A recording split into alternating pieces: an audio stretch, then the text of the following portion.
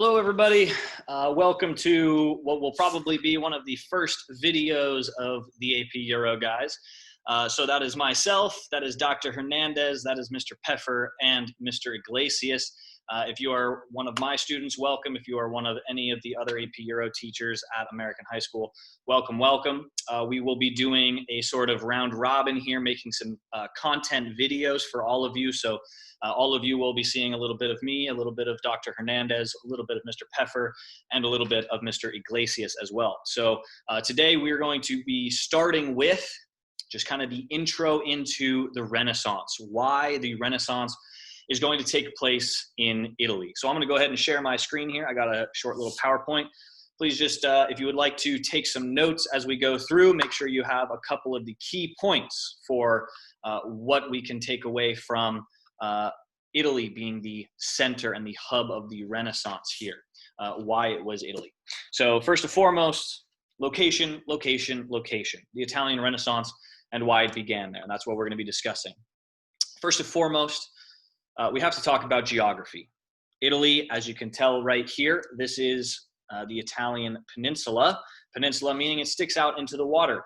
Italy is surrounded on all sides by water, except for the north, in which they are sort of crowned by the Alps mountain range, which we'll talk about in just a second.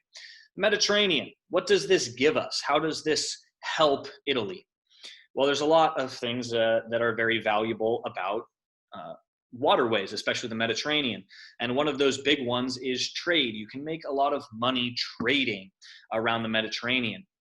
In fact, many of the very, very famous Italian city-states that are going to be big players in the Renaissance, such as Venice, Florence, they are all going to really kind of become important in the world here via trade or via banking, which we'll also get into a little bit. All of these Italian city-states are going to use the Mediterranean and their waterways to their advantage, help them make money. Money is very important when it comes to starting the Renaissance because you need money in order to patron work. Patrons are people that pay other individuals to create something for them. The church could patron, or there could be wealthy merchant or banking families, such as the Medici family, that would patron somebody to make artwork, to make a sculpture, to write a book, or to create philosophy or thought, etc., etc.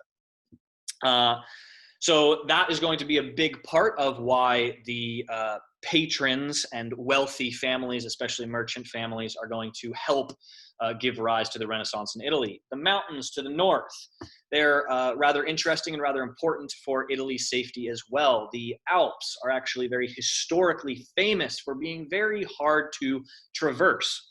In fact, there's a very famous story some people may have heard of somebody named Hannibal in the year 200 and something BC trying to cross the Alps in the dead of winter. He was trying to sack Rome. He's coming from Carthage, and he brings his army all the way around because he doesn't want to go by sea. So he tries to bring his land army all the way up and around and tries to cross the Alps, and it's snowing, and many of his soldiers and animals do not make it over the Alps, and it does quite a number on their army.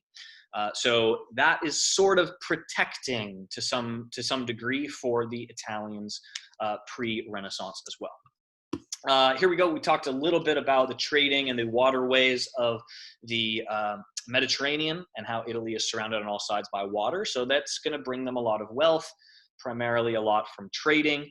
When you trade, you share ideas, you share knowledge, you go to another country, another place, another culture, and you can pick up ideas, knowledge, philosophy, and you can bring that back.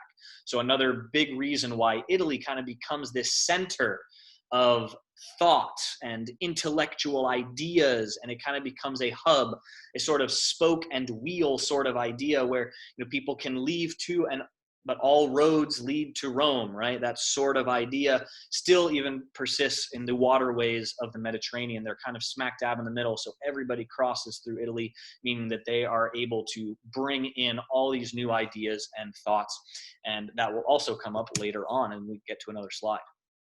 The past is very important for Italy as well. You've probably heard of the Roman Empire. You've probably studied them quite a bit, maybe in your junior high school or middle school class on world history. The past, Rome, a very powerful, almost mythically famous and great society, even still today. And when you were in Italy, when you were in Rome back in the 13 and 1400s, you would still see remnants of the old Roman Empire. And this leads people to kind of think, look how great these things were. Look at this Colosseum. Look how beautiful it is. Look at the things that they were able to do in this Roman society. We should go back to that. A renaissance, the word itself means rebirth. We are bringing back to life. We are the phoenix rising out of the ashes. And what are we trying to recreate? The old classics, Rome, Greece, for the most part. Rome and Greece. We're trying to go back to those great orators, the people that wrote beautiful stories, created great statues and columns that erupted into these big, huge, beautiful buildings. I mean, just look at the Colosseum. When you see that around you, it could inspire people, especially early on in the Renaissance, to go, we should go back to that. We should recreate that. So that's a big part of why the Renaissance is in Italy. And lastly, but definitely not least, we have the fall of the Eastern Roman Empire, also known as the Byzantine Empire, as many historians will call it.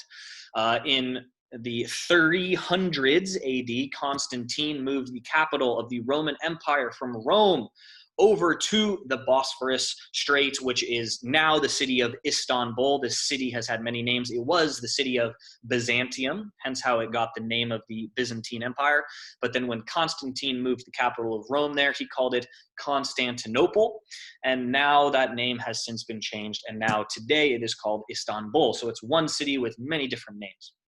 But this city of Constantinople for 1,000 years, so since it moved, from the and was the center of the Roman Empire when Constantine moved it, until the fall of it. This was one in 1453, which is this image here, and it depicts really one of the final sieges on Constantinople that really sacked the city. For 1,000 years, though, this was one of the big intellectual hubs of the world, really. Many scholars, manuscripts, knowledge, writings, books, a lot of this was centered in Constantinople. And I want to make this clear that the fall of Constantinople is not something that takes place overnight. This is something that happens in a slow process. The Byzantine Empire, the Eastern Roman Empire, shrinks, and the borders keep getting pushed in closer and closer and closer until in 1450s, the early 1450s, 1450, 51, 52, 53, until the sack, Byzantine Empire is not much more outside of the borders of just the city of Constantinople. Their empire has really started to crumble, and it's really only a matter of time until it gets sacked. So for decades prior to the fall of Constantinople, when you see the empire losing its borders, when it kind of starts to crack at the foundation, a lot of these scholars, and with them their information, their knowledge, their philosophies, their skills, all of that leaves with them. They see this, Constantinople kind of as a sinking ship. And so people start to depart from Constantinople, and where do they go? Why not another hub of the Mediterranean, another place that is very big in trading, where all roads lead to Rome? This is the same sort of idea.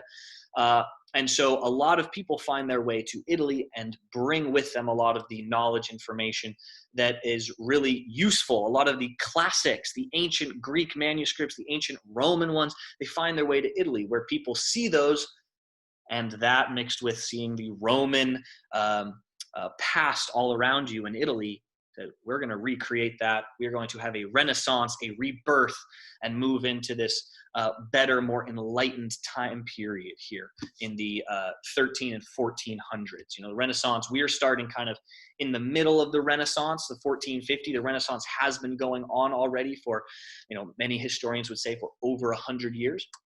Early is going to start in kind of the mid 1300s.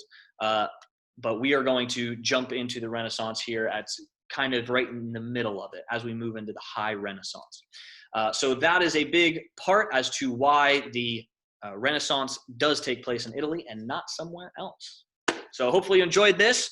Hopefully you took down some notes. Hopefully you were able to write down maybe some of the fun facts that I shared along the way. And I will see you for the next video. Adios.